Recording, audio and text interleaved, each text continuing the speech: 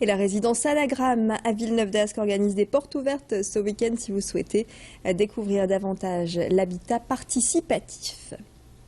Le 25 avril dernier, un séisme frappait le Népal et depuis, les répliques sont fréquentes.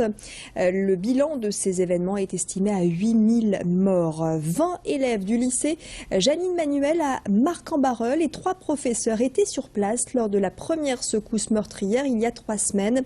Tous ont pu regagner la France 5 jours plus tard et sont tous sains et saufs. Aujourd'hui, ils n'ont qu'une seule idée en tête, retourner au Népal pour venir en aide aux personnes sinistrées. Ils comptent ainsi sur leur projet de micro-entreprise créé en amont de leur voyage du mois d'avril pour récolter des fonds. Ils prévoient aussi de réaliser un documentaire avec les images tournées sur place.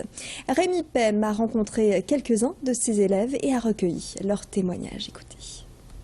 Moi, j'ai jamais vu des gens aussi généreux, épanouis et surtout qu'il y en a pas mal qui n'avaient pas eu de nouvelles de leur famille et qui auraient franchement pu partir. Et ils sont restés avec nous, mais en plus avec le sourire. Et c'était vraiment on sentait pas du tout que c'était forcé. Et c'est inhabituel, en France en tout cas. Enfin, moi, j'avais jamais vu ça et c'est hyper touchant. C'est hyper, je sais pas, ça fait trop plaisir. Et puis on a envie de les aider en retour.